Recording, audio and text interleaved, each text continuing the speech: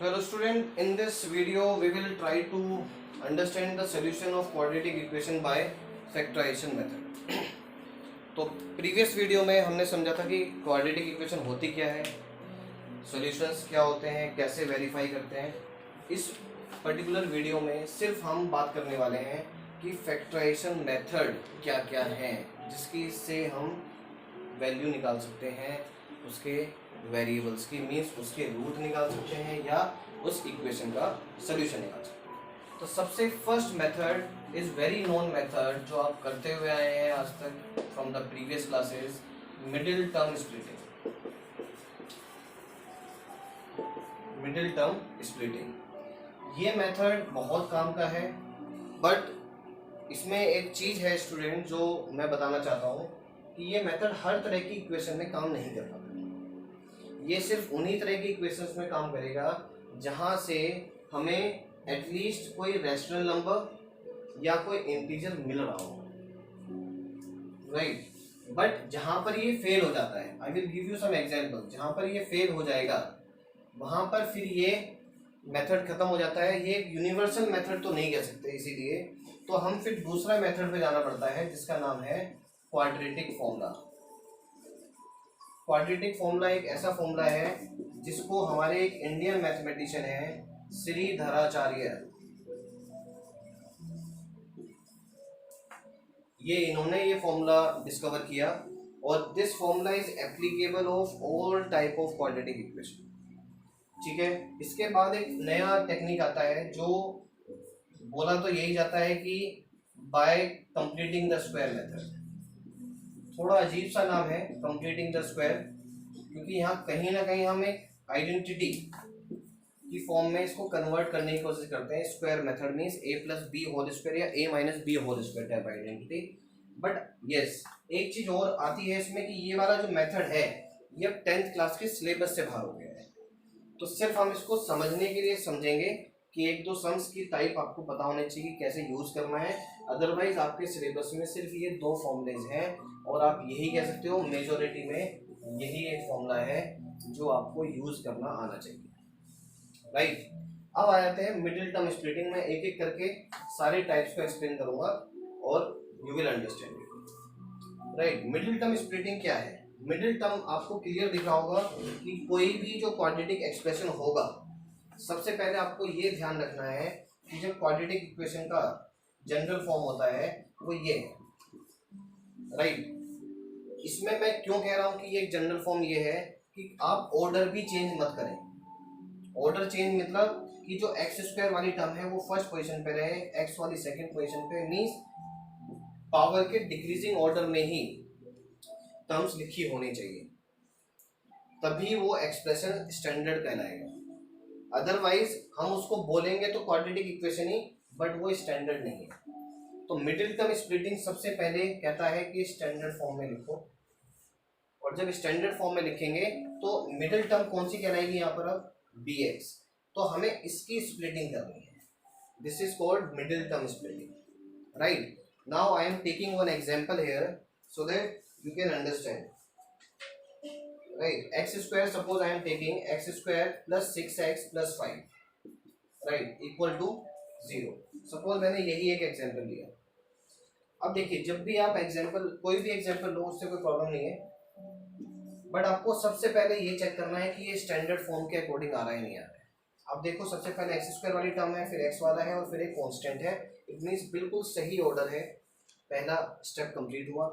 Second step में आपको क्या करना है कि यहाँ का जो न्यूमेरिकल पार्ट है, न्यूमेरिकल कोफिशिएंट आप देखेंगे वो 1 है, और जो लास्ट टर्म 5 है, तो आप इन दोनों का प्रोडक्ट करेंगे तो आपको मिलेगा 5, करेक्ट, क्योंकि यहाँ 1 ही है। अब आपको क्या करना है कि ये जो 5 है यही रेस्पॉन्सिबल होगा मिडिल टर्म को स्प्लिट करने के लिए, क्योंकि जो 5 है ये अपने आप में आपको कुछ फैक्टर देगा। अगर मैं 5 की बात करूं तो 5 सिर्फ 5, क्योंकि ये प्राइम नंबर है तो 5 या तो खुद हो सकता है या उसका फैक्टर एक 1 हो सकता है, तो इट मीन्स ये दो ही फैक्टर हैं इसके पास। अगर आप ये देखो कि मैं इसको अगर सम कर दूं तो ये 6 दे देता है, और इन दोनों को अगर मल्टीप्लाई करूं तो ये 5 देता है, इट मीन्स फैक्टर भी ठीक है। ये चेक करने का तरीका है कि जब आपने दो फैक्टर सिलेक्ट किए तो उन सबको ऐड या सब्ट्रैक्ट करके ये मिडिल टर्म आ जाए, middle term number, and multiply करके वो वही फैक्टर आए, जो वही नंबर है जिसके वो फैक्टर हैं। तो यहाँ पर हम क्या करेंगे, अब तो ये 6 है, इसकी जगह पर 5 + 1 किया। अब ये स्प्लिटिंग डन हो गई हमारी तरफ से। जैसे ही स्प्लिटिंग डन होगी आप तुरंत यहाँ पर ब्रैकेट ओपन करेंगे। ब्रैकेट ओपन करते ही आपके सामने 4 टर्म्स आ जाएंगी। आप ग्रुपिंग करना स्टार्ट करेंगे, और अगर आप 2 टर्म्स की ग्रुपिंग करेंगे तो उसमें आपको कुछ ना कुछ कॉमन जरूर मिलेगा। अगर कॉमन नहीं भी मिलता है तो 1 आपके पास जरूर है। अगर मैं यहाँ पर देखता हूँ तो we are getting x common, so remaining part you will write in the bracket. Now in this case you will see there is no common, but we can take x common, so what we are getting here x + 5। ये सबसे best verification होगा इस step पर। अगर ये दोनों bracket same आ जाते हैं तब आप ये मान के चलिए कि आपने सारे स्टेप्स बिल्कुल ठीक किए हैं, कोई डाउट नहीं है। अगर ये ब्रैकेट गड़बड़ हो गए तो समझ लीजिएगा आपने कोई ना कोई मिस्टेक ऊपर कर दी। तो x + 5 मैंने कॉमन ले लिया, और ये x और 1 मेरा सेकंड ब्रैकेट में चला गया। अब मैं इससे क्या कर सकता हूँ, जब आपने x + 5 लिया एंड x + 1 लिया एंड ये आपके इक्वल टू 0 में चला गया, तो अब ये बताएं ये दोनों ब्रैकेट 0 है, इन दोनों का प्रोडक्ट 0 है, या तो ये 0 रहा होगा या ये 0 रहा होगा, या दोनों 0 रहेंगे, जिसकी वजह से ये रिजल्ट 0 रहा होगा। तो हम यही मान के चलते हैं कि ये 0 भी हो सकता है, तो आप लिखोगे x - 5, या x की वैल्यू क्या हो सकती है -1 = 0, सो x इज 1। तो या तो 5 होगी या 1 होगी, ये जरूर ध्यान रखेंगे, एंड कभी ना लगाएंगे, क्योंकि यहाँ पर हम एक ही, या तो ये 0 होगा या ये 0 होगा, दोनों को 0 हम कंसीडर कभी नहीं करते। और का यूज हमेशा यूज करें यहाँ पर, ये और बहुत इंपॉर्टेंट है। एंड यूज होते ही इट मीन्स ये भी सोल्यूशन है और ये भी सोल्यूशन है, बट ऐसा नहीं है, एक बार में सिर्फ एक ही सोल्यूशन लेना है। क्लियर? तो ये था मिडिल टर्म स्प्लिटिंग मेथड।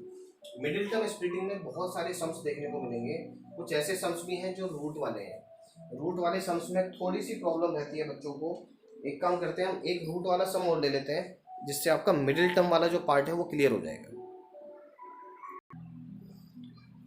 सो अगर फर्स्ट वाली इक्वेशन देखते हैं तो मैंने नॉर्मल इक्वेशन ली है, सेकेंड वाला मैंने रूट ले लिया है, ताकि जो है फर्स्ट वाली में हम थोड़ा सा समझ पाएँ कि वो स्टेप क्या क्या थे। एक और बार रिवाइज हो जाएगा। अगर मैं इस वाली इक्वेशन को देखता हूँ तो सबसे पहले मेरा क्या स्टेप था, फर्स्ट स्टेप यही था कि मुझे ये चेक करना है कि ये ऑर्डर करेक्ट है या नहीं।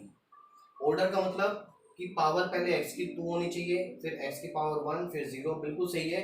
अगर इसमें देखें तो इसमें भी ठीक है, तो इसमें कोई प्रॉब्लम नहीं है। फिर उसके बाद जो नेक्स्ट स्टेप था वो था कि हमें फर्स्ट और लास्ट वाले का मल्टीप्लाई करना था।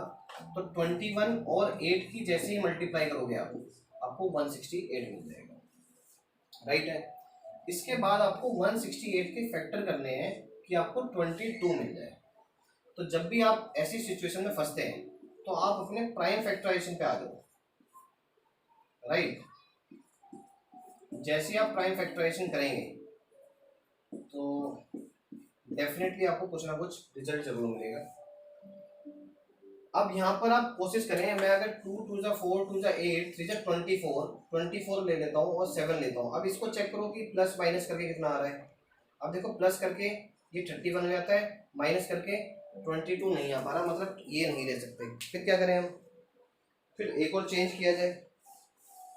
जैसे ही आप दूसरा वाला चेंज करेंगे, अगर आप एक और कॉम्बिनेशन बनाने का ट्राई करिए तो क्या क्या बनेगा देखिए जरा। 3 × 2 = 6, 2 × 12 एंड दिस वन 14। अगर मैं इन दोनों को ऐड करता हूं तो क्या बनता है, तो भी ये नहीं बन पा रहा है। इट मीन्स कुछ और चेक करना है अपने को, फिर चेक करें। मतलब आपको कॉम्बिनेशन चेक करने हैं। एंड ये जो प्रोसेस आपको लग रहा है बड़ा लंबा है, लेकिन जब आप इसको प्रैक्टिस करेंगे तो ये बिल्कुल दिमाग में आपके सेट हो जाएगा।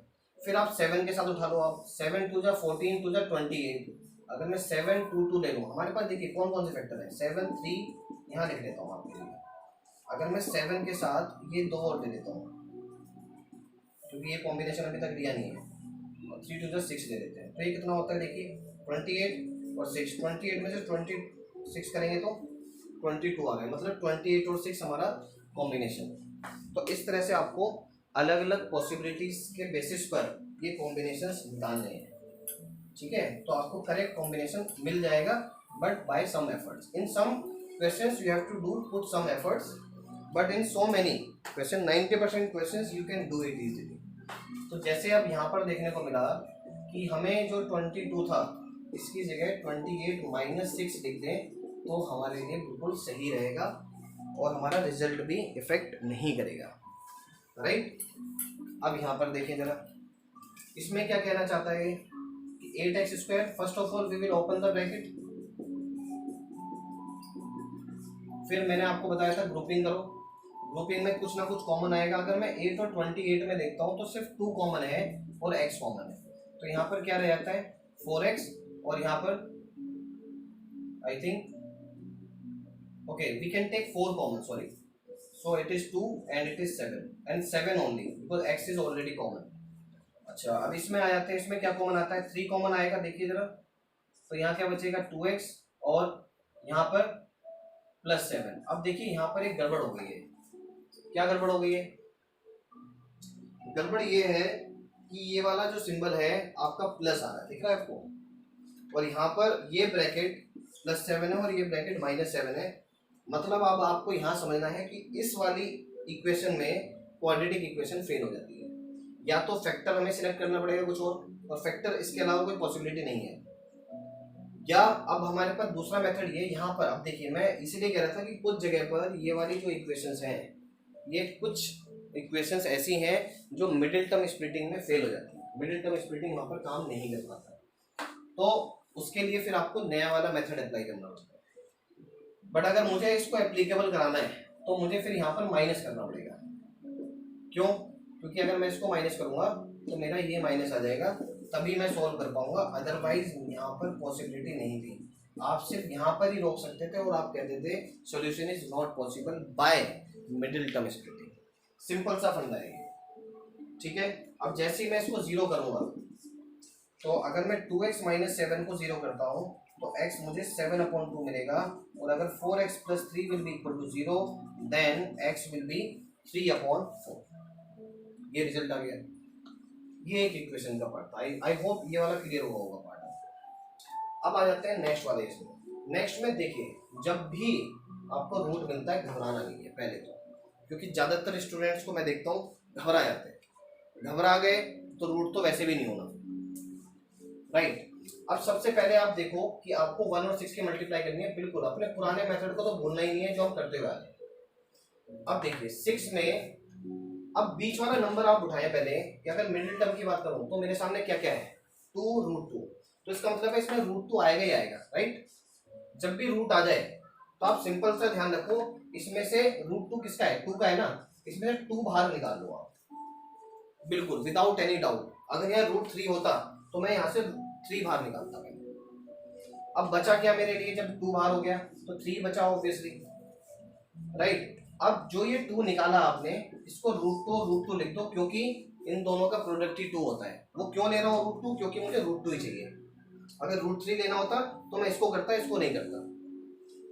अब मुझे 3 के ऐसे फैक्टर बनाने, देखिए इस 2 ने √2 बनाने के लिए काम कर दिया, इस वाले पार्ट को भूल जाता है थोड़ी देर के लिए। अब हमारे पास बचता है √2 सॉरी।